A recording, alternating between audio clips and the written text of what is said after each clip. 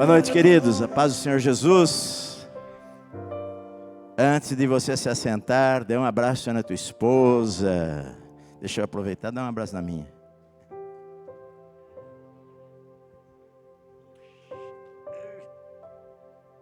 Amém. Quantos anos você tem de casado, Vinícius? 14? 13 anos de casado. 13 anos que você aguenta ele? É, né? É, eles têm 13 anos de casados. Eles se conheceram na minha casa, acho, não foi, não? Ah, ali, quer dizer, pode ter, sei que na igreja tinham se visto e tal, mas, né? Lá em casa, que vocês ficaram lá só de olho em vocês, ficaram dando uma olhadinha para cá.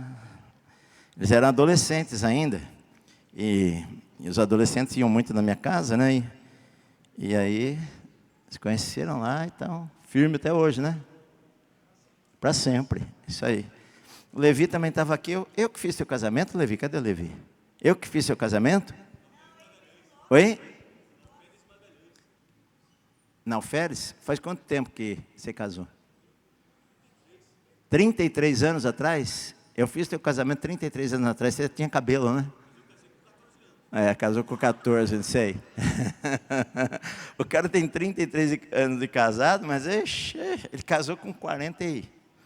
Casou tarde.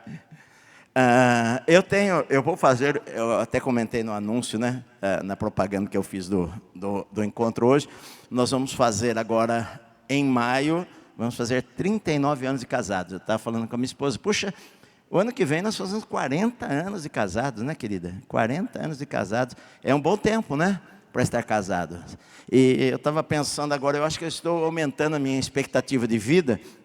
Estou pensando em aumentar para uns 91, então daí eu teria pelo menos mais 30 anos aí para frente, né? Aí 30 anos tá bom, né? Para viver mais 30 anos. Aí você vive uns 93, tá bom, querida? E eu vivo 91, você vive 93, daí você morre logo depois de mim. Também com 93 não dá para pensar em casar de novo, né? É, tem gente que está com 100 e está lá firmão na guerra, querendo casar de novo. Queridos, eu falei para vocês, tentem marcar na agenda de vocês, todo segundo sábado do mês. É uma vez por mês, né? Uma vez por mês que nós temos um culto voltado mais para os casais. O culto é para Deus, mas sempre falar uma palavra para casais. Ao longo dos anos, eu não sei quantas vezes eu preguei para casais, né? Mas preguei centenas de vezes para casais. Eu vou até pedir, eu vou até chamar outras pessoas para a equipe também aí de organização, para que a gente tenha um trabalho assim mais, até alcance mais pessoas, e até porque eu acho que é bom colocar no bloco lá de casamento. Eu tenho séries de pregações, por exemplo, né? Livro de Marcos, está lá. Tem uma série de pregações sobre casamento, e vai ter ali, sei lá, umas 80, 90 pregações, dá para ter só sobre casamento. Princípios de casamento, princípios para o marido, princípios para a esposa, mitos do casamento, 10 mandamentos do casamento. Eu preguei 10 semanas sobre casamentos, os 10 mandamentos do casamento.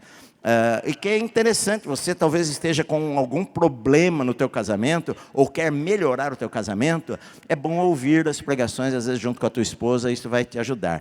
Eu vou pedir só uma coisa, que os irmãos, alguém daqui desta porta, querido, se vocês puderem, alguém que está aqui, ó, abra aquelas do canto de lá, ó, do canto direito, aquelas portas de lá, para entrar ventilação por lá, e fecha essa daqui, por causa do barulho do galpão. Nós vamos abrir a Bíblia em Eclesiastes, livro de Eclesiastes, no capítulo 12. Eclesiastes, capítulo 12. Deus abençoe vocês também, estão acompanhando aí em casa. Ó, eu estou aqui vendo vocês aqui, e que Deus abençoe vocês aí também. Mas olha só, na verdade, eu quero esses cultos aqui aos sábados, todo segundo sábado do mês, muitas vezes eu não vou ser muito específico em falar sobre maridos, faça isto, esposa, faça isto. Mas eu quero tirar dos textos que eu vou falar para vocês, princípios, coisas que são importantes para o teu casamento, que vão fortalecer o teu casamento. Porque eu já preguei tantas vezes sobre casamento, não é bom que o homem esteja só, enfim, tantos princípios que vocês vão poder ouvir, e vão ouvir repetidamente também, mas vão poder ouvir na aba lá das pregações sobre casamento. Mas eu falei o mês passado sobre... Às vezes é bom a gente contar até 10, né? Sobre palavras que nós falamos. E eu dei uma lição de casa, que se você quiser melhorar o teu casamento, é uma coisa muito útil, que você escrevesse lá algumas virtudes da tua esposa ou do teu marido. Eu acho que pelo menos uns 10, né? Escreva lá 10 virtudes da minha esposa, escreva lá 10 virtudes do meu marido, e foque nas virtudes ao invés de focar nos defeitos. Quando você enxerga na vida de uma pessoa mais virtudes, você vai começar a focar nas coisas boas, e focar nas virtudes dele, nas virtudes dela, ao invés de ver os defeitos, e você vai ver que as virtudes vão ultrapassar em muito os defeitos daquela pessoa. Na vida, queridos, não há nada perfeito, não é? Não existe igreja perfeita, não existe pessoas perfeitas, você é imperfeito também. Só que quando a gente realça demasiadamente as imperfeições do nosso cônjuge, nós passamos a ser críticos, ao invés de nós passarmos a elogiar o nosso cônjuge. Então você começa a olhar demasiadamente para os defeitos, você começa a criticar a pessoa, ao invés de olhar as coisas boas que a pessoa tem. Então, isso foi a primeira coisa que eu falei a semana passada. Agora eu quero falar um texto que, a princípio, você vai ler, não tem nada a ver sobre casamento, mas tem um princípio muito importante aqui, que eu acho que você precisa trazer para o teu casamento também. Eclesiastes capítulo 12, versículos 1 ao 8, é uma poesia, na verdade, esse texto, e você vai colocar aí no painel, você está aqui a Bíblia que eu uso, que é a versão atualizada, mas depois eu vou pedir para vocês aí procurarem uma Bíblia na linguagem de hoje, uma Bíblia viva, para que coloque esse texto depois numa linguagem fácil de entender, porque às vezes a pessoa lê aqui e não consegue entender. Olha só, Eclesiastes 12, 1, lembra-te do teu Criador nos dias da tua mocidade, antes que venham os maus dias e cheguem os anos dos quais dirás, não tenho neles prazer. Antes que se escureçam o sol, a lua e as estrelas do esplendor da tua vida, e tornem a vir as águas depois do aguaceiro. No dia em que tremerem os guardas da casa, os teus braços, e se curvarem os homens outrora fortes, as tuas pernas, e cessarem os teus moedores da boca, por já serem poucos, e te escurecerem os teus olhos nas janelas, e os teus lábios, quais portas da rua se fecharem. No dia em que não puderes falar em voz alta, te levantares a voz das aves, e todas as harmonias, filhas da música, te diminuírem. Como também quando temeres o que é alto, e te espantares no caminho, e te embranqueceres como floresce a amendoeira, e o gafanhoto te for um peso, e te perecer o apetite, porque vais à casa eterna, e os pranteadores andam rodeando pela praça. Antes que se rompa o fio de prata, se despedace o copo de ouro, e se quebre o cântaro junto à fonte, e se desfaça a roda junto ao poço, e o pó volte à terra como era, e o espírito volte a Deus que o deu. Vaidade de vaidades, diz o pregador, tudo é vaidade. Pai querido, em nome de Jesus, eu peço que o Senhor fale conosco nesta noite, através da Tua palavra, Senhor. Nós abrimos o nosso coração para o Senhor, desperta os nossos corações nesta noite, em nome do Senhor Jesus, amém. Vamos aplaudir ao Senhor, meus amados.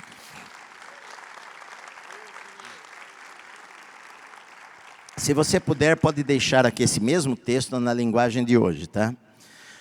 Queridos, esse texto aqui tem um ensino fantástico para nós. Na verdade, para mim, é um dos textos mais lindos assim da Bíblia, assim em matéria poética, porque ele fala da velhice de uma maneira poética. que às vezes é difícil você entender nessa linguagem que nós lemos, mas se você ler numa linguagem atualizada de hoje, com palavras mais simples, você vai ver o que Salomão, que foi o escritor deste livro aqui, está querendo dizer para nós.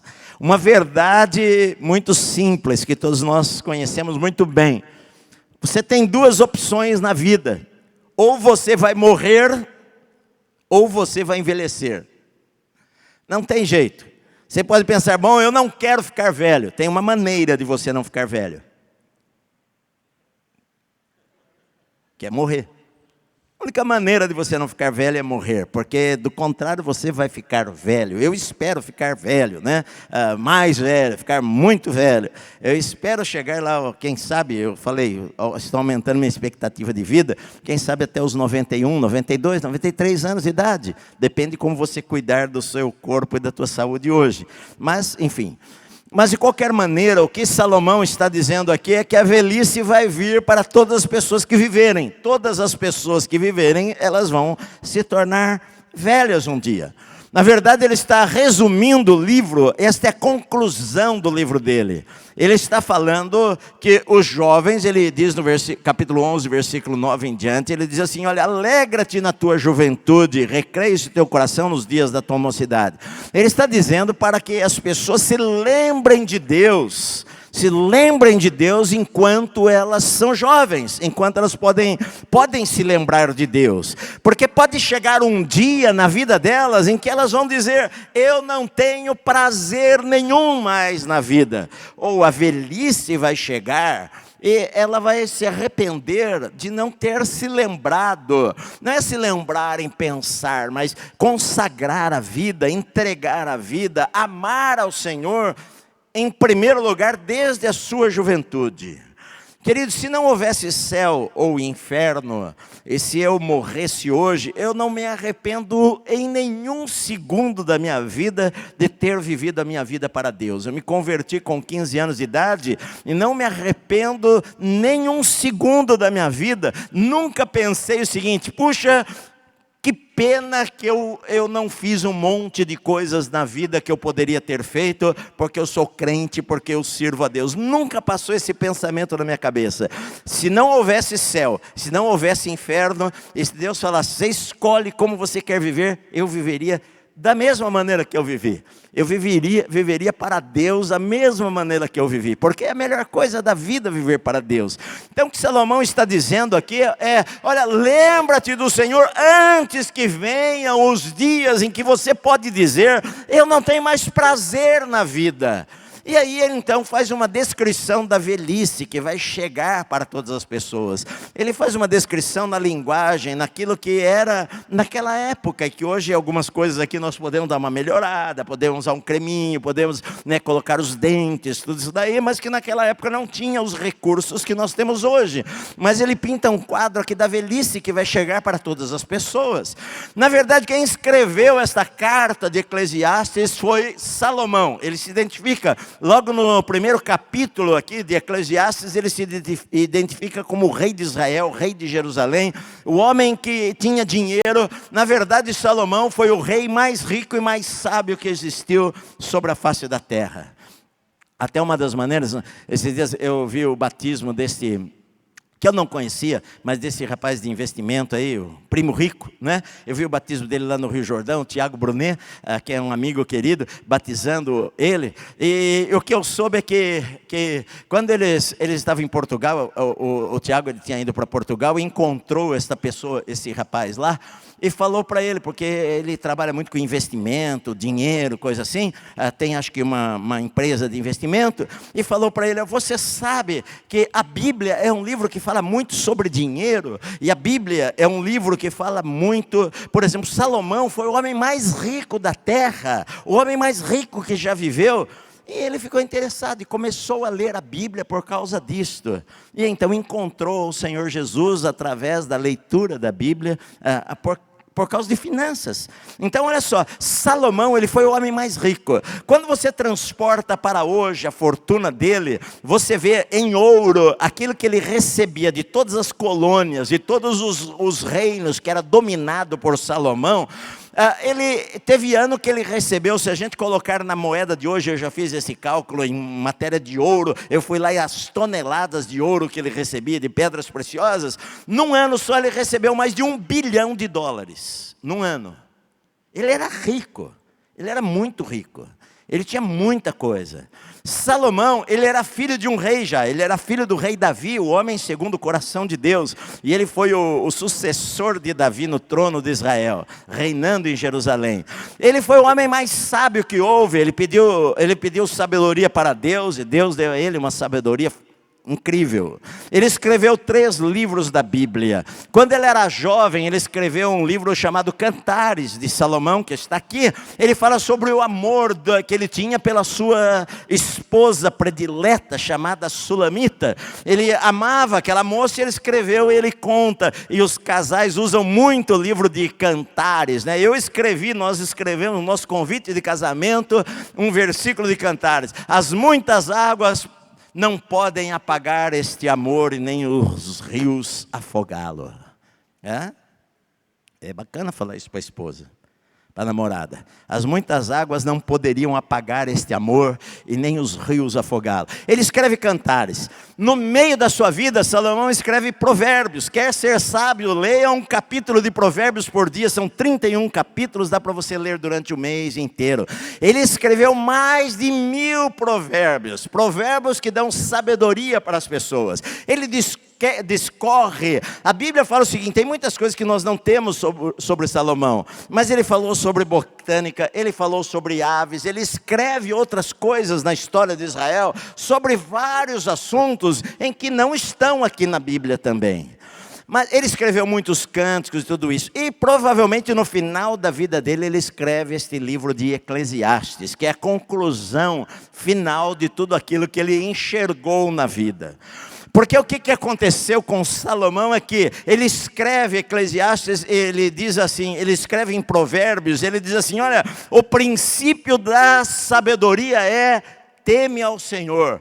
Princípio, quer aprender a ser sábio, teme a Deus. Isso é a primeira coisa que ele falou. Se você pode ter tudo na vida, ter dinheiro, ter bens, ter tudo, se você não ama o Senhor, se você não tem o temor de Deus, você é um tolo, você é um coitado, você é uma pessoa digna de pena. Por quê? Porque você vai morrer e vai passar uma eternidade terrível. Então ele diz o seguinte, olha, se você quer ser sábio, o primeiro passo que você deve dar na tua vida é temer a Deus. Essa é a primeira coisa que nós devemos fazer. Agora, Salomão, no meio da vida dele, ele buscou outras coisas que não fossem ao Senhor. Ele fala, por exemplo, no seu capítulo, lá no segundo capítulo, ele cita muitas coisas que eu não tenho tempo para falar aqui, eu já preguei sobre isso, mas o tema desta carta aqui, desse livro de Eclesiastes, é sobre a vaidade da vida. Vaidade da vida. Vaidade, queridos, ela tomou uma conotação errada. As pessoas pensam hoje vaidade, não é isto que Salomão está falando aqui. A palavra vaidade aqui, ela significava vazio, vã, à toa, que não serve, não é o mais importante. Então ele fala o seguinte, ele descobriu que as coisas são vaidades, são vazias, são sem sentido. Ele na verdade ele está querendo dizer que a vida sem Deus é sem sentido, é vazia, não vale a pena a vida sem Deus. Este é o foco do livro de Eclesiastes. Vaidade que ele está dizendo não é isso, aquela pessoa é vaidosa, porque a mulher passa batom, se arruma, não é isso que ele está dizendo. O que ele está dizendo é que a vida só tem sentido quando ela for vivida em Deus. Que sem Deus, tudo aquilo que você pode conquistar na vida se torna vazio, se torna vaidade, se torna sem sentido, se torna inútil, se torna vão. É isso que ele está dizendo aqui. Então, porque ele foi um homem muito rico, ele fez muitas coisas erradas em sua vida. Teve um momento da sua vida que ele se abandonou a Deus. Na verdade, ele começou a desobedecer a Deus, porque Ele começou a fazer negócios com pessoas que não temiam ao Senhor, com o Egito, comprar cavalos e coisas assim.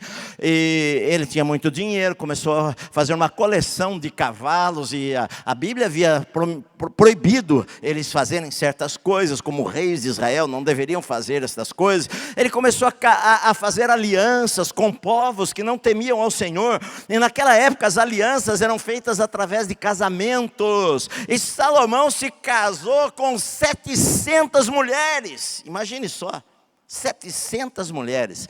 Salomão, ele tinha 700 esposas, é aquele negócio, ele casou com a filha do rei daqui, aí casou com a filha do rei de lá, casou com a princesa lá, aquela outra filha do rei de lá, aquela outra dali do governador tal, aquela outra do político tal, do reino tal, e ele foi fazendo alianças e alianças e alianças, e ele teve 700 esposas e 300 concubinas, ou seja, eles tinham concubinas para ter mais filhos, porque quanto mais filhos, mais poder o homem tinha. Então ele teve muitos filhos, centenas de esposas, que eu garanto que ele nem sabia o nome de todas elas, porque não tem como você saber o nome de 1000 mulheres. Como que é o nome daquela lá mesmo? Ixi, nem lembro mais. Da sogra então nem se fala. 1000 sogras.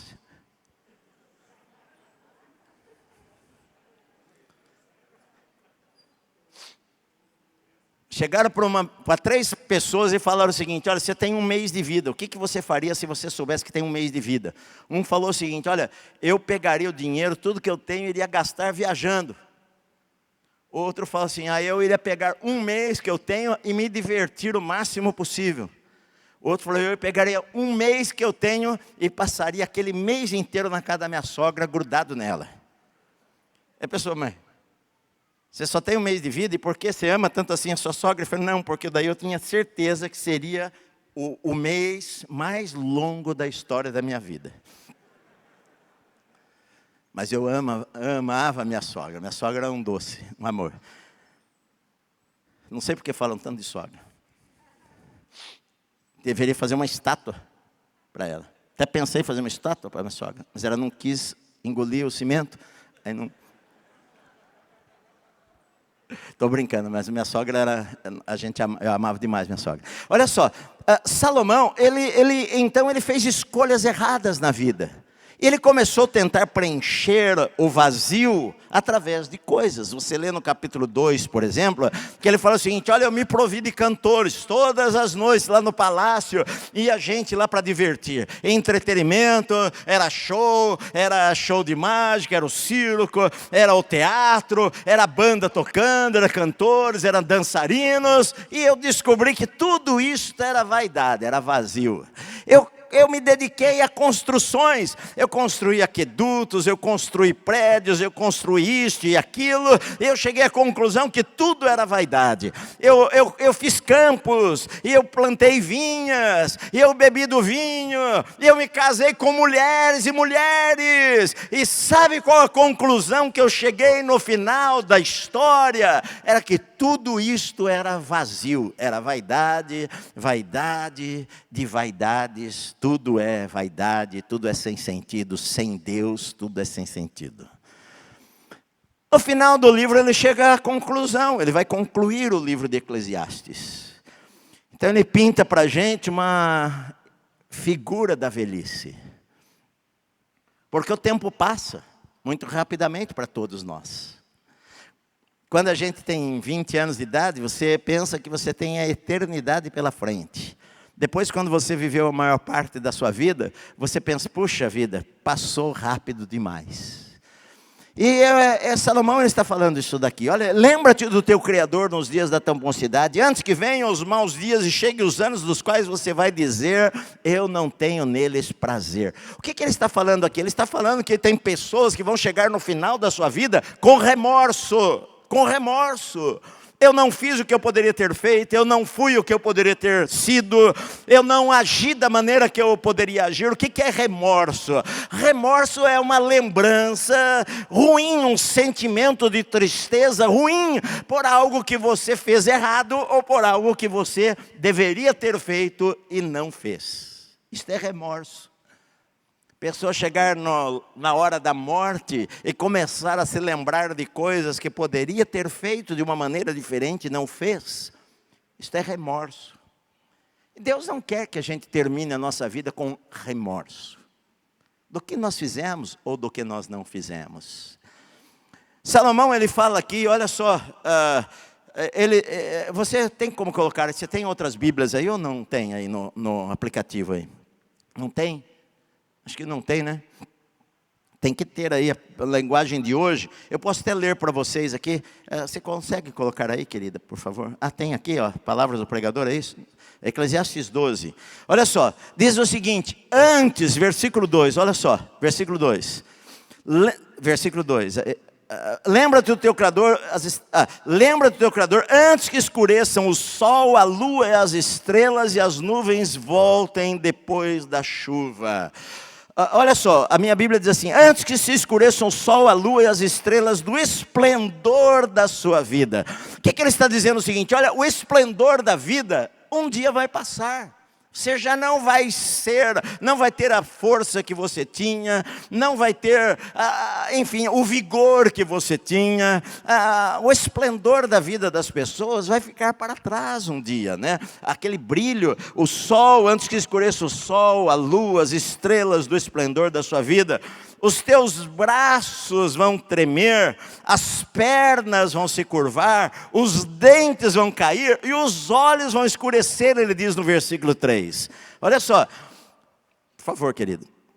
Lembra-te dele antes do dia em que tremerem os guardas da casa, os teus braços, se curvarem os homens que no passado eram fortes, as suas pernas, cessarem os moadores da tua boca por já serem poucos, se escurecer os que olham pelas janelas os seus olhos. Olha só, você vai chegar um dia na vida, se você chegar lá com 95 anos de idade, que os seus braços não vão ser fortes como eram antes, as suas pernas não vão ser fortes como eram antes, os seus olhos não vão enxergar como enxergaram na plenitude da sua vida. Tudo isso vai passar.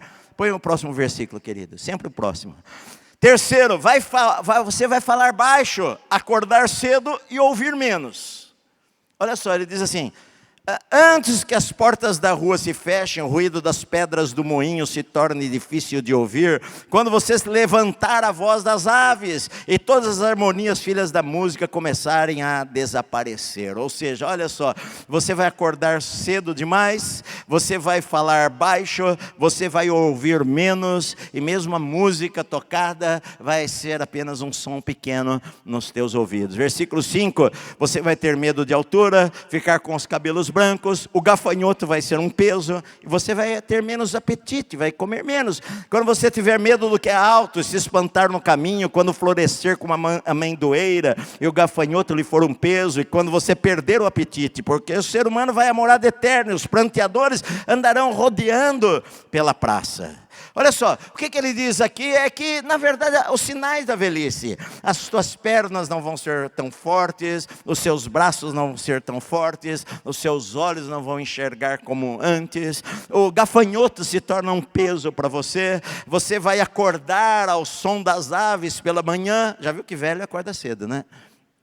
Acordar ao som das aves pela manhã, a música, os pássaros, o barulho, já você não vai ouvir da mesma intensidade que você ouvia. Às vezes lugares altos já não vão ser mais fáceis de serem escalados como você fazia antes. Você vai comer menos, você vai embranquecer-se como a amendoeira, as flores da amendoeira, ele fala aqui. Ou seja, a velhice vai chegar para você e um dia os pranteadores estarão na praça chorando a tua morte. Ele diz, porque você vai para a casa eterna, porque o pó vai voltar para a terra como era, e o espírito vai voltar para Deus que o deu. Vaidade de vaidades, diz o pregador, tudo é vaidade. Tudo é vaidade. A vida vai passar. A vida vai passar mais rápido do que você imagina. Num abrir e fechar de olhos. E você vai à casa eterna. E vai voltar ao pó. O teu espírito vai para Deus. E ele termina praticamente dizendo, olha, tudo é vazio. Sem Deus tudo é vazio. Agora, o que ele está querendo falar para nós é que nós podemos viver uma vida de uma maneira que nós vamos terminá-la de uma maneira, vamos terminá-la com remorso. Remorso. E eu não quero terminar a minha vida com remorso. Se eu pudesse analisar, eu me converti, como eu falei, cedo. E graças a Deus eu vivi a minha vida sempre colocando Deus em primeiro lugar na minha vida. Sempre fazendo o que agrada ao Senhor, o que não te agrada, Senhor. Eu não sou perfeito, eu erro, peco como qualquer pessoa, mas, Senhor, eu quero te agradar, eu quero obedecer ao Senhor, eu quero servir ao Senhor. Este é o alvo da minha vida. Eu quero viver mais para poder servir a Deus mais. Este é o meu objetivo aqui nesta terra. Eu sei que tudo aqui é passageiro. E não é errado você buscar as coisas aqui. Deus não condena em nenhum momento você ficar rico, você ganhar dinheiro, nada disso daí. As coisas são boas para nós usarmos, e não para que elas nos usem, nos escravizem. Eu falei para vocês um livro não cristão que eu li, que embora ele não seja cristão, mas que eu gostei muito, e tínhamos aqui na livraria, As Melhores Coisas da Vida São de Graça, né? Ele escreveu esse livro, e depois que eu comprei numa livraria secular, e eu vi que o autor era um pastor, inclusive, né? E metodista, eu acho. E ele fala o seguinte: ladrões entraram no escritório da igreja. Ele começa dizendo assim: ladrões entraram no escritório da igreja. E quando eu cheguei lá na igreja, estava tudo revirado a sala, papéis por todo canto, mas eu poderia poupá-los do trabalho se eles soubessem que lá na igreja, no escritório, não tinha dinheiro nenhum, tinha apenas algumas moedinhas lá. Talvez eles estivessem buscando dinheiro, buscando joias, buscando coisas preciosas, não tinha nada. Ele falou: mas quando eu cheguei lá na arrumação das coisas, e nas caixas, e a papelada que estava revirada, eu encontrei uma placa lá, e que eu havia ganho de um irmão da igreja, que eu coloquei lá no fundo de uma caixa, e aí de repente eu mexendo nos papéis, aquela placa me saltou, e a placa dizia assim: as melhores coisas da vida são de graça.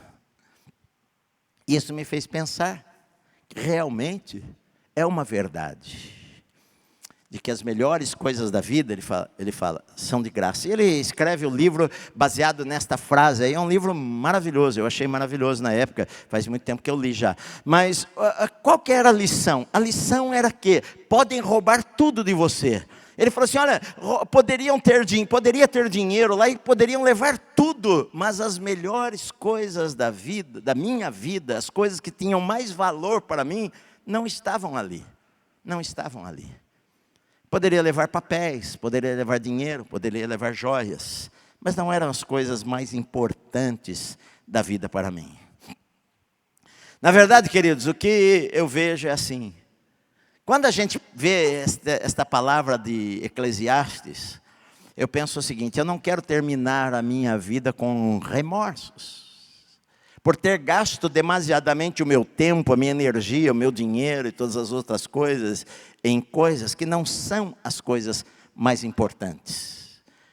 É claro que nós precisamos trabalhar, ganhar dinheiro, tudo isso daí, mas tem gente que vive para isso daí e não vive na verdade. Quando ela percebe, já passou o tempo. Porque tem coisas, queridos, que não tem como voltar mais. Eu vou fazer 62 anos. Não tem como eu voltar aos 20. É impossível. Nem tudo dá para voltar. Não tem como eu voltar. Eu posso hoje fazer uma faculdade, posso prestar um exame e entrar numa faculdade. Digamos que foi o meu sonho. Eu queria estudar medicina, né? Eu conheci pessoas que depois de 60 anos foram lá estudar medicina. Pode estudar, mas você nunca mais vai voltar os anos que se passaram. Não tem como voltar mais. Os momentos não tem como voltar mais. Na verdade, queridos, eu já falei sobre isso daí, de nós criarmos memórias na nossa vida, e é importante, todos nós temos memórias. Às vezes tem memórias ruins, às vezes tem memórias boas. A gente tem que guardar as memórias boas. Com as coisas ruins, aprendermos para não errarmos novamente. Mas eu me lembro que quando eu trabalhava numa empresa na Avenida Paulista, em 1979, 1980, eu trabalhava no departamento administrativo daquela empresa, e o gerente geral da empresa estava jogando snooker lá em São Bernardo, onde ele morava, estava lá no clube lá, social da cidade, a sua esposa, uma moça loira, bonita, um filho pequeno, de 5 anos, ela caiu, teve um ataque fulminante do coração e morreu. Ele ficou mais de um mês sem aparecer na empresa, e quando ele apareceu, eu era o pessoa, digamos, subordinado a ele, o mais direto. Ele falou para mim: Edson, olha, eu vou sair da empresa, eu vou procurar outras coisas, recomeçar a minha vida, refazer a minha vida, mas olha, eu não dei valor à minha esposa como eu deveria, e hoje eu sinto um remorso, porque eu penso, puxa vida, eu poderia ter feito tantas coisas boas com ela, eu poderia ter passeado mais, eu poderia ter aproveitado mais, mas agora não tem mais jeito. E um cara super instruído, super estudado, chorou na minha frente, ali no escritório. Chorou ali, porque ele não fez coisas que ele achava que ele poderia ter feito de uma maneira diferente. Eu a tratava mal. Olha, ele falou isso para mim: eu tratava mal minha esposa, rapaz, eu brigava com ela por qualquer coisa, eu perdia a paciência, às vezes gritava com ela, e agora não tem mais como consertar, porque agora não tem mais jeito. Foi uma coisa tão de repente, nós estávamos ali com amigos nossos lá do clube, e de repente ela caiu e morreu, e não tem como consertar as coisas. Então, na verdade, queridos, o que Salomão está falando é um problema chamado remorso. Remorso. Que vai chegar um tempo na vida que eu posso falar: eu não tenho mais prazer, as coisas não foram como eu gostaria que fossem. E o tempo não tem como voltar mais. Não tem como a gente virar uma maquininha e falar: puxa, eu vou voltar a 30 anos atrás. Não, o que passou, passou. Nós temos uma história atrás da gente. O que a gente pode fazer é a partir de hoje, daqui para frente. Só que também eu não sei se eu vou viver até amanhã. Eu não sei se quantos anos eu vou viver da minha vida. Eu tenho somente o presente. Eu tenho somente o agora. E isto que é importante, o que eu vou fazer agora na minha vida? Se eu fosse fazer um inventário da minha vida, quais são as coisas mais importantes que eu tenho? A maioria das pessoas vai colocar talvez a sua família. Você pode colocar isso também, a tua família. Quais são as coisas mais importantes? Que se você fizer lá, pegar um papel e você vai escrever, quais são as coisas que têm mais valor na minha vida? Número 1, você pode escrever lá: meu carro, pastor. Eu comprei um carro maravilhoso, eu lustro o carro 10 vezes por dia. Esse é o que eu tenho mais valioso. Número 1, carro. Número 2, meu Rottweiler. Eu amo Rottweiler. Tem um Rottweiler lindo, tal. Número 3, dinheiro que eu tenho no banco. Isso é valor. Meu relógio, que custou 60 mil reais. Olha.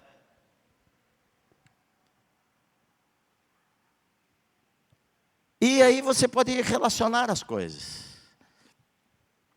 Mas no fim da história, o que é de valor que você tem, de verdade? Geralmente nós, quando vamos colocar, se eu fosse fazer um inventário da minha vida, né? Inventário da minha vida, eu iria colocar, em primeiro lugar, minha esposa. Segundo lugar, meus filhos. Terceiro lugar, talvez ali junto com os meus filhos, né? É difícil a gente ali, todos são todos, né? A gente quando tem netos, os netos entram no lugar junto com os filhos também, então é difícil de separar, né? Então ali, meus netos. Quarto lugar, aí vem as coisas, talvez, minha casa, carro, teu dinheiro, teu relógio, tuas joias, seja o que for. Só que são coisas apenas, são coisas. Um dia, quando você estiver lá na velhice, cabelinho branco, como o Eclesiastes descreve aqui, né? Hoje você pode pôr dentes novos, naquela época não, eles perdiam o dente com a banguela, né? Então, ou costurava ali os dentes que caíam. A gente vê hoje no Egito antigo, se fazia isso, né? Eles faziam uma costura com metais, às vezes aqui, tipo, você pegar um coisinho, costurava para ficar aqui o dente, mas ele está dizendo: olha, o cabelo vai ficar branco, os braços vão ficar fracos, as pernas vão ficar fracas, o som vai diminuir, você vai ouvir menos, você vai comer menos, você vai enxergar menos, porque você vai para a casa eterna, os pranteadores estarão na praça chorando, você vai para a casa eterna porque você é pó e vai voltar para o pó. O que é que vai sobrar no fim das coisas, meu amado? São memórias, são memórias. Me lembro há muitos anos atrás, eu era ainda uma criança, quando um parente meu daqui de Santo André, um primo do meu pai, foi até Rio Claro visitar. Ele estava com câncer no estado terminal, e os filhos deram de presente para ele uma viagem, e pegaram o carro aqui, puseram o pai dentro do carro, e levaram lá para Rio Claro, e lá juntou o meu pai, primo dele, e eu ainda criança, nós fomos para uma cidadezinha, lá perto, lá, eu não me lembro se era Nalândia, uma cidade perto, um lugar pequeno, e para ele rever as coisas da vida, daquilo que ele passou, lembrar. E eu me lembro até hoje, nunca saiu da minha mente. Ele olhava o campinho de futebol que ele jogava bola quando era criança. Nós passamos em frente à casa que ele foi criado. Ele olhou aquele lugar e ele chorava copiosamente. Por quê? Porque o que sobra no final da vida são lembranças de momentos bons relacionados a pessoas, meu amado. A pessoas. Você não vai ficar lembrando, poxa, que saudade que eu tinha daquele Rolex que eu tinha. Na hora da morte. Você não vai estar na UTI de um hospital pensando, poxa, que saudade, eu tinha um Rolex tão lindo, um Hublot tão bacana. Você não é isto. Você vai lembrar dos seus pais, você vai lembrar da casa que você foi criado, você vai lembrar da vovó que fazia o café para você, os natais que vocês passavam juntos, você vai lembrar das viagens que fez com a tua esposa e com seus filhos, você vai lembrar de momentos que você passou com pessoas, meu amado. E, na verdade, os remorsos que as pessoas têm no final da vida, na maior parte das vezes é por coisas que elas não fizeram com pessoas. Quantas vezes eu li um livro também que eu falei que eu gostei bastante. Se eu pudesse voltar atrás, alguma coisinha.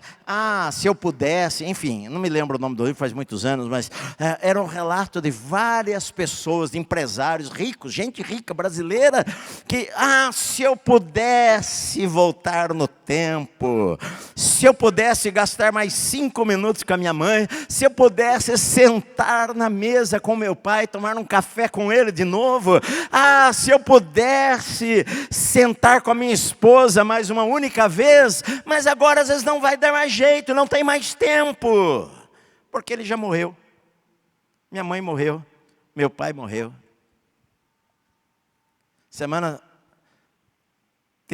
Segunda-feira eu preguei no Rio de Janeiro, terça-feira nós tínhamos reunião com o presidente, com o Bolsonaro lá em Brasília. Eu aproveitei lá em Brasília e fiquei um dia a mais para visitar meus sobrinhos, né? Eu até postei que um dos meus sobrinhos, a última vez que eu o vi pessoalmente, ele tinha 3 anos de idade, hoje ele tem 40. Porque moram muito longe, enfim, é interior de Goiás e a vida passa e eu estava falando para eles sobre o meu irmão, porque eles têm poucas lembranças do meu irmão que morreu. Meu irmão morreu com 40 anos, era mais velho do que eu, e depois dele tem um outro irmão mais velho ainda, que vai fazer 75 anos agora, dia 25 de maio, faz 75 anos meu irmão mais velho, e o meu outro irmão iria fazer 74 anos no dia 26 de setembro, mas ele tinha 40 anos, ele morreu porque ele gastou a vida desta maneira, com mulheres, com bebida, isso e aquilo, e morreu de cirrose hepática de tanto beber. Os sobrinhos não se lembravam do pai. O mais velho tinha 7 anos, o Ricardo, o mais novo. Quando o pai morreu tinha um pouco mais, mas eram crianças ainda, crianças. E eu estava falando para eles, e para um deles, que o outro estava fazendo um curso fora, e o olhinho dele até brilhava. Sabe por quê? Porque vai chegar um momento que não tem mais como voltar no tempo. Não dá para sentar mais na casa da avó. A avó morreu. A casa foi vendida, a casa da minha avó.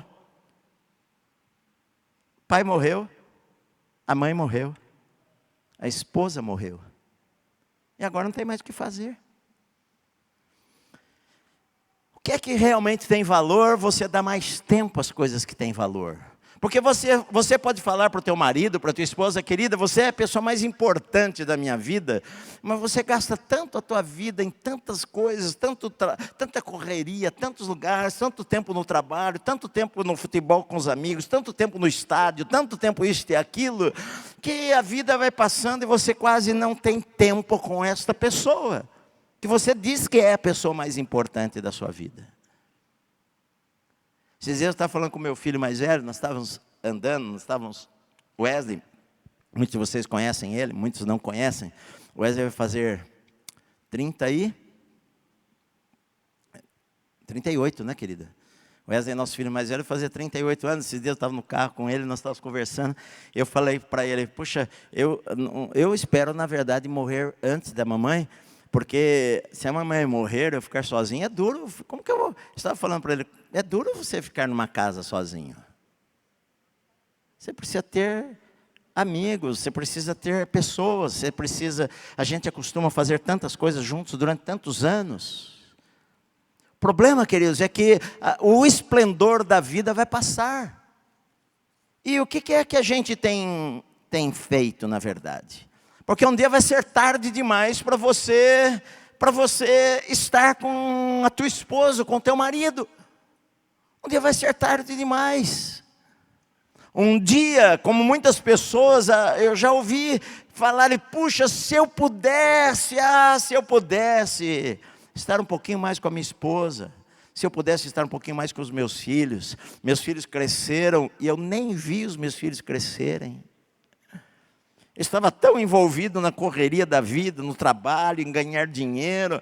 Sabe, às vezes as intenções são boas. Eu quero ganhar dinheiro para dar um conforto a mais para minha esposa, para dar uma escola melhor para os meus filhos, para a gente poder viajar uma vez por ano. Às vezes são boas, as motivações até são boas, mas às vezes, querido, a gente na correria da vida não tem tempo, ou não separa um tempo para as coisas que são mais importantes e que por dezenas de vezes eu tenho falado que as coisas mais importantes da vida, na verdade, não são coisas, mas sim pessoas.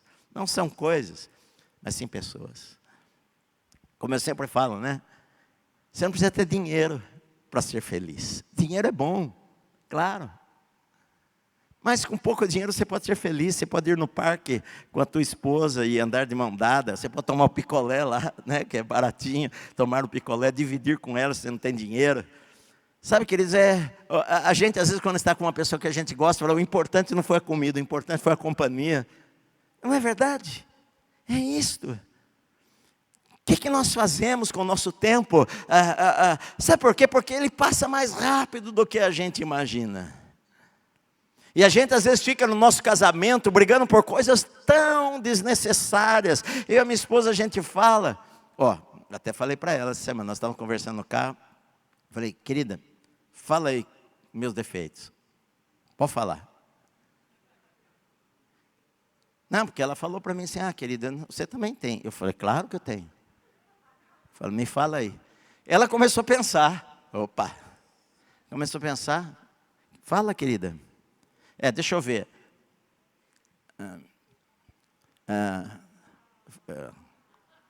Fala, querida. Não, mas o que eu estou dizendo aqui? É uma brincadeira, porque eu tenho muitos. Daí eu falei para ele, está vendo? Você nem sabe. Na verdade, queridos, olha só, todos nós temos erros, todos nós temos defeitos na nossa vida, todos nós erramos. Mas nós estávamos conversando sobre isso daí, porque nós estávamos falando o seguinte, as pessoas brigam, os casais brigam por coisas tão insignificantes. Briga por causa da toalha, briga por causa da água derramada, briga porque a escova de dente ficou largada, briga... Eu sei que para a gente conviver juntos, a gente tem que fazer a nossa parte, que não custa nada para nós. Não custa nada para nós. Não custa nada eu servir. Às vezes a minha esposa pede alguma coisa, semana mesmo acho que várias vezes ela fala isso daí, às vezes nós estamos deitados, ela fala, nossa, a água, ela sempre leva água ali, né, garrafinha de água para ela, eu não bebo água, quase preciso beber, mas ela sempre tem a água, e às vezes está lá no finalzinho, está lá um tequinho assim, eu falo, querida, minha água está acabando, você pode pegar para mim? Pego. Eu desço, escada, tudo lá, vou lá e pego a água para ela, levo lá para o quarto. O que custou para mim? Foi duro demais? Atrapalhou a minha vida? Não. Foi bom porque eu a servi. Pronto. Mas as pessoas brigam por bobagens, não perdoam, ficam magoadas, vira a cara, fica sem dormir junto. O marido dorme no outro quarto, vai para a sala. A esposa fala que vai para a casa da mãe. Brigam por causa do cachorro, brigam por causa disso, brigam por causa daquela outra coisa, brigam por tudo quanto é motivo. Só que um dia você não vai ter mais esta pessoa ao teu lado. E talvez você vai se arrepender e vai falar o seguinte: puxa vida, eu poderia ter sido um marido melhor, eu poderia ter servido mais a minha esposa, eu poderia ter feito coisas melhores para o meu marido, eu poderia sair mais com ele. E não tem mais jeito, já foi. Sabe, queridos, Davi foi um ótimo rei, um homem segundo o coração de Deus, mas um péssimo pai. Um péssimo pai. Ele talvez com todas as coisas do reino, ele não teve tempo para os seus filhos. Ele na verdade se casou com várias mulheres também. Na Bíblia tem pelo menos 8, o nome delas. Teve filho com essa, filho com a outra, filho com a outra, filho com a outra, filho com a outra. Um filho de uma estuprou a filha da outra. Um irmão estuprou a meia-irmã. Absalão, que era irmão, pai e mãe da mesma mulher, ficou revoltado com outro irmão, matou outro irmão. Fugiu de casa. Davi não queria mais ver Absalão. Absalão implorou para ver o pai, e o pai falou: não quero mais te ver. Absalão fugiu para a casa do avô dele, lá do pai da mãe dele, que era um rei também. Ficou lá anos, e Davi não procurou, não falou com seu filho. Quando seu filho veio morar em Jerusalém, a pedido do general do exército, porque se fosse por Davi, ele não tinha movido uma palha. O general do exército foi lá e falou: rei, acho que está na hora de você trazer o teu filho. O filho queria voltar e Davi, depois de muita insistência, falou: tá bom, traz, mas não vai ver meu rosto. E trouxe Absalão, e Absalão ficou 2 anos morando lá na beira da cidade, mas sem ver o pai. E Davi era um homem de Deus. Homens de Deus às vezes fazem besteira na vida também. Um dia, quando depois de muita insistência, Davi vê o pai, ele dá um beijo frio, como era o hábito. Abraça o filho ali, dá um beijo no filho e o filho vai embora. E aquilo cresceu uma revolta no coração do filho, que o filho foi planejando, ficava na porta da cidade e roubou o coração do povo e fez uma revolta contra o pai. E Davi teve que fugir e Absalão tomou a cidade de Jerusalém, armou uma tenda lá no meio da praça para se deitar com as concubinas do seu pai, para afrontar o seu pai. O exército de Davi, os homens leais, corajosos de Davi, lutaram contra os homens de Absalão, e Absalão morreu na guerra, filho de Davi.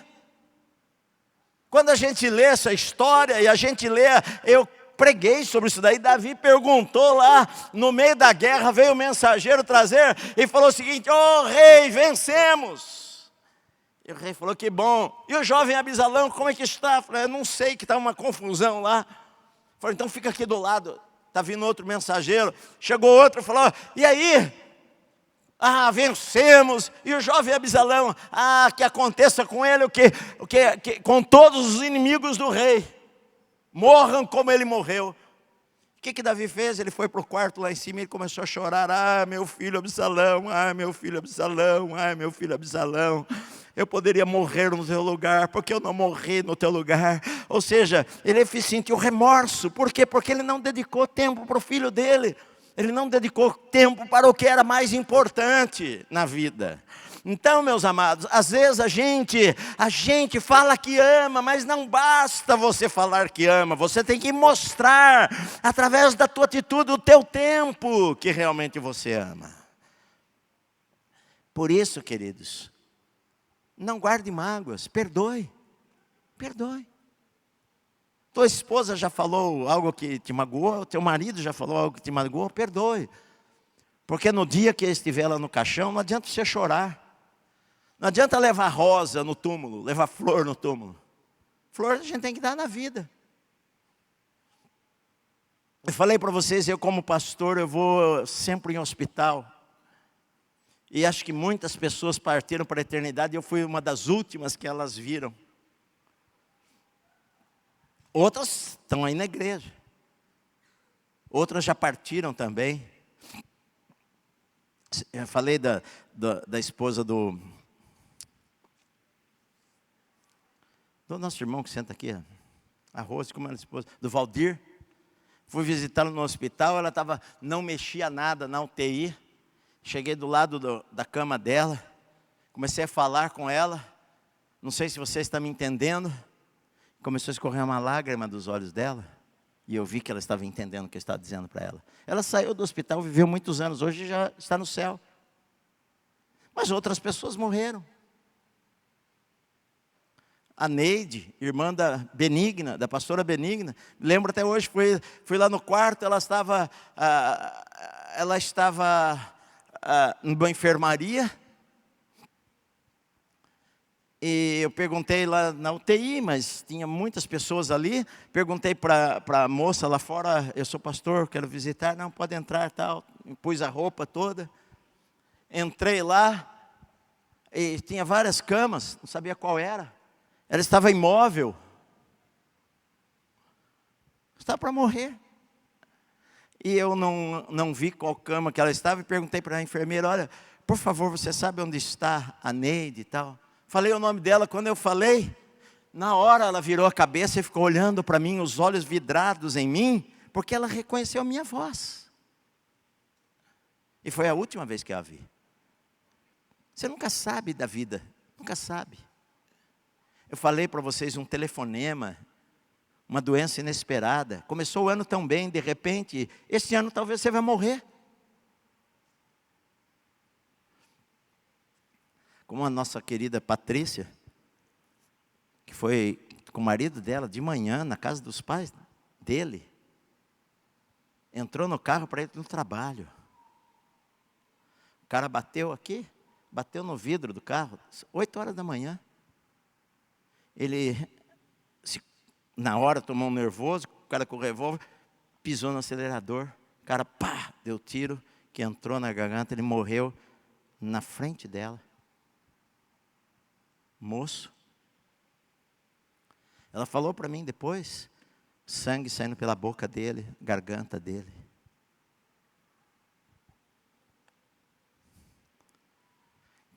Depois, querido, não adianta você falar, poxa, eu não fiz, eu não falei, Não adianta a gente chorar no túmulo, a gente chorar no caixão, a gente chorar lá, visitar todo ano lá no cemitério e deixar flores lá. Se a gente, enquanto está vivo aqui, a gente trata da pior forma possível.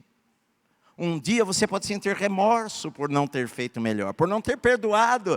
Puxa, olha, eu não perdoei, eu briguei com a minha esposa, eu fiquei 1 semana sem falar com ela, que idiota que eu fui. Se eu pudesse voltar no tempo e sentar com ela 5 minutos a mais, eu iria falar, querida, me perdoe. Por que você não faz enquanto pode? Enquanto vocês estão vivos? Por que você não passeia agora? Não sai para jantar hoje? Por que você não fala que ama hoje? Por que você não perdoa aquela coisa? Não, eu perdoo, mas jamais vou esquecer. Querido, um dia você talvez vai pensar, puxa, eu deveria ter esquecido, porque nós perdemos tanto tempo brigando, nós perdemos tanto tempo da nossa vida brigando, se ofendendo, xingando um ao outro. Querido, amor é uma coisa que cresce à medida que você cultiva. Amor, o sentimento de amor, eu sempre falo isso nos casamentos. Todo mundo casa pensando o seguinte, nossa, eu amo essa pessoa, eu quero viver a vida inteira com ela. Casa porque você acha que vai viver com aquela pessoa. Só que aquele amor-emoção, ele tem que ser alimentado por atitudes. Se não houver atitudes, o amor desaparece, o amor-emoção desaparece. De maneira que eu já vi casais falarem, pessoa falar, pastor, eu não amo a minha esposa. E uma vez eu falei para uma pessoa assim, mas você amava quando casou. O que mudou? Mudou as atitudes, mudaram as atitudes. Porque quando a gente namora, a gente dá flor. Quando a gente namora, a gente escreve todo dia. Quando a gente namora, hoje, a gente manda WhatsApp toda hora. Que saudade de você. Quando a gente namora, a gente manda mensagens, a gente fala. Não mede sacrifícios. Se a gente tiver dinheiro, a gente manda um helicóptero com uma faixa na praia, falando o nome dela, porque a gente a ama. Só que depois que casa, trata mal, fala de uma maneira que não deveria falar, age de uma maneira errada, não perdoa, é orgulhoso, não pede perdão, acusa. que eu falei mês passado, só fala, só critica. Tudo está errado. Se ela faz isso, está errado. Se ele faz aquilo, está errado. Se ela queimar o arroz, está errada. Ela não faz a comida igual a mãe faz. E isso está errado, aquilo está errado. Só vê defeitos. Queridos, e vai chegar um tempo, talvez, que você vai falar, puxa, poderia ter sido diferente. E não foi. Poderia ter sido um marido diferente. E não foi. Então, queridos, enquanto você pode, você perdoa. Você converse, você passeie, você viaje, você saia para jantar, você fala que ama, porque um dia vai chegar que talvez ela parta antes de você, ou ele parta antes de você, e você não vai ter mais esta pessoa ao teu lado. Eu sei que algumas pessoas daqui da igreja sofreram perdas este ano passado, ou na pandemia. E se talvez eu perguntasse para essas pessoas, se você pudesse ter 15 minutos com esta pessoa de novo, o que você faria? Talvez ela falaria, eu agarraria nele, daria uns 1000 beijos nele, e falaria que eu amo, e que está duro viver sem ele, ou está duro viver sem ela, faria isso e aquilo. Só que não dá mais para fazer isso, já foi. Faça enquanto você pode, meu amado. Faça enquanto você está vivo. Aproveite o tempo. A Bíblia, Eclesiastes fala, olha, goza a vida com a mulher da tua mocidade. Aproveita o tempo. Eu faço a maior parte das coisas com a minha esposa. Às vezes eu tenho que ficar aqui na igreja, como todo mundo, né? Tem o seu trabalho, enfim. Mas às vezes eu fico aqui pensando, meu Deus, vontade de ir para minha casa. Esses dias, há uns 3 sábados atrás, eu saí de casa, sábado à tarde, falei, já vou para a igreja, e já vou dormir lá, já fico até lá. Estava no meio do caminho, voltei embora para minha casa. Falei, estava indo para a igreja, mas falei, não, vou ficar aqui em casa mesmo. Lá na igreja fico trancado sozinho aqui. Deixa eu ficar aqui, pelo menos estou aqui na minha casa, minha esposa está ali. Não é verdade? Verdade. Sabe, querido, eu viajei muito, muito na minha vida para pregar, muito. Sempre tão difícil que quando meus filhos eram crianças, a minha esposa não podia viajar comigo. Hoje, graças a Deus, onde eu vou, minha esposa vai. Vou pregar no Rio? Sim, vocês vão mandar minha passagem, tem que mandar para minha esposa, porque ela vai junto. É o hotel, a minha esposa fica junto. Vamos para lá? Vamos, minha esposa também. Então, queridos, aproveita enquanto você pode. Lembra-te da tua esposa nos dias da tua mocidade. Antes que venham os maus dias e você vai dizer, eu não tenho neles prazer. É isso que Deus quer para a tua vida. Pode ser tarde demais. Jesus fala, a noite vem quando ninguém pode trabalhar. Tem mais jeito. Conclusão que Salomão falou, versículo 8. Vaidade de vaidades, diz o pregador, tudo é vaidade. Nessa vida tudo vai passar. Aproveita, meu amado. Pega a tua esposa, abraça ela. Um dia você não vai ter mais para abraçar, não. Beija. Fala que ama. Perdoa. Peça perdão. Senta na mesa para vocês tomarem café juntos. Para jantar. Se você gosta de cinema, vai no cinema com ela. Sai para jantar com ela. Enfim, façam coisas juntos. Esta é a melhor coisa da vida, o melhor presente que Deus deu para você são pessoas. E quanto mais você fizer, mais o teu amor emocional vai crescer dentro de você. Amém. Pai querido, nós te agradecemos por podermos ouvir nesta noite a tua palavra, Senhor. Senhor, e ter o privilégio de ter pessoas queridas junto conosco. Eu ainda tenho a minha esposa, tenho meus filhos, tenho meus netos. Senhor, e isso é muito bom. Muito bom nós construirmos memórias juntos. Muito bom, Senhor, nós termos nossa esposa e filhos perto. Eu tenho o privilégio de ter os meus filhos e a minha esposa o tempo inteiro perto, os meus filhos perto, podermos conversar e dar risadas. É bom ter os meus 2 filhos do lado, Senhor. É um privilégio isso que o Senhor deu para nós.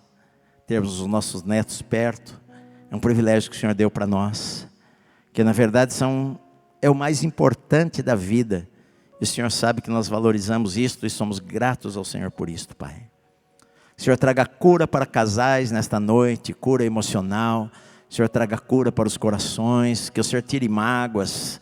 Que o Senhor dê a eles um coração perdoador, um coração humilde, um coração igual ao teu, Pai. Que a gente realmente dedique tempo àquilo que é mais importante em nossa vida, nossa maior herança, que não são coisas materiais, mas que são pessoas que o Senhor colocou para caminhar conosco, Pai. Abençoa, Senhor, os casais desta igreja, eu te peço nesta noite, em nome do Senhor Jesus. Amém. Vamos ficar em pé, meus amados.